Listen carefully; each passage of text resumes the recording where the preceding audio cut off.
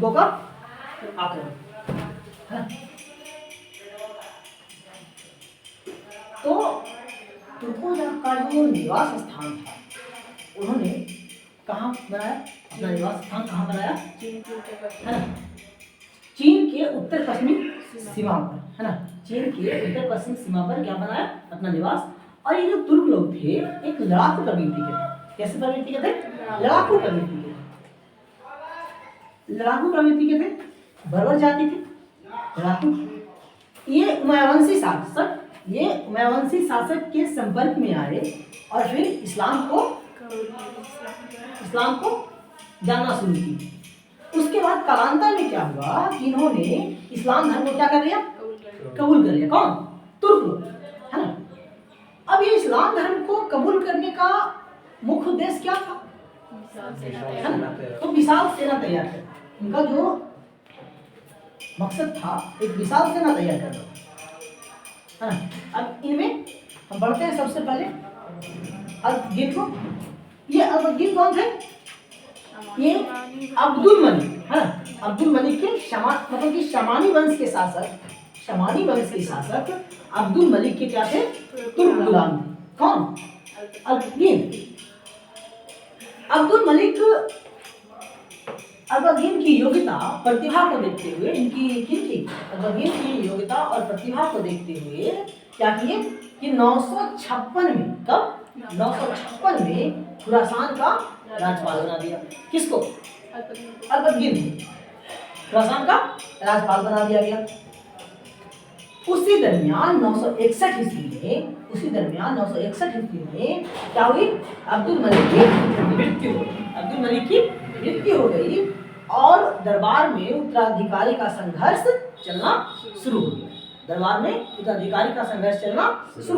ये जो उत्तराधिकारी संघर्ष था, ये अब्दुल मलिक साहब के भाई और चाचा के बीच में संघर्ष हुआ, है ना।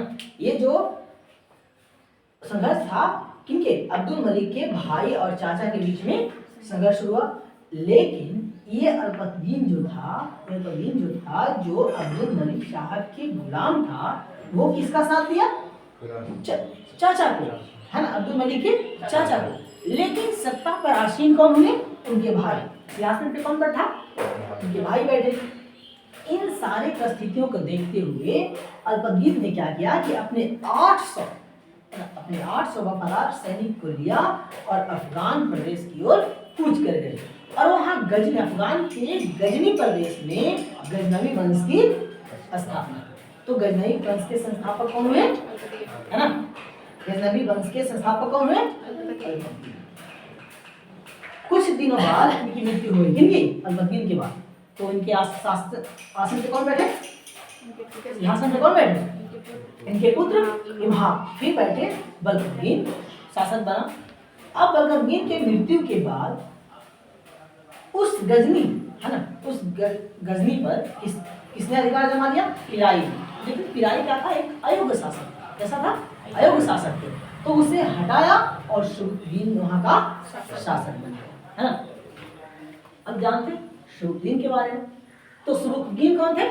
अल्बगिन का गुलाम था, है ना, अल्बगिन का गुलाम था। और अल्बगिन कौन थे?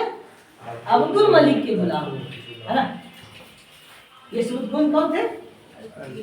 अल्बगिन का गुलाम। लेकिन इस शुरुद्दीन के प्रतिभाओं को देखते हुए, योग्यताओं को देखते हुए अल्बगिन ने इन्हें क्या बना लिया? अपना दामाद बना लिया। कौन? किसको? शुरुद्दीन को। कौन बनाए? अल्बगिन बनाए। और एक उपाधि दी। उस कौन सी उपाधि? अमीर उल उमरा की उपाधि दी। ये जो शासक थे एक महत्वाकांक्षी शासक थे और राज्य विस्तार भी किए। ये वंश का शक्ति को भी बढ़ाए।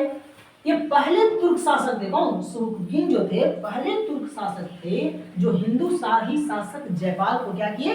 पराजय किए, है ना। तो पहला, और ये शुरुद्दीन भारत पर आक्रमण करने वाले पहला मुस्लिम शासक थे। तो भारत पर आक्रमण करने वाले पहला मुस्लिम शासक शुरुद्दीन, है ना। पहला तुर्क शासक जो हिंदुशाही शासक जयपाल को पराजय किए थे। कौन? सुमुद्दीन। उनके मृत्यु के बाद उनके पुत्र महमूद गजनवी, कौन? महमूद गजनवी शासक बना, है ना, और गद्दी पे आसीन हुआ। और ये कब से कब तक शासन किया? 998 से लेके 1030 ईस्वी तक। कौन? हाँ, महमूद गजनवी शासक किया 998 से 1030 तक, है ना। तो ये 9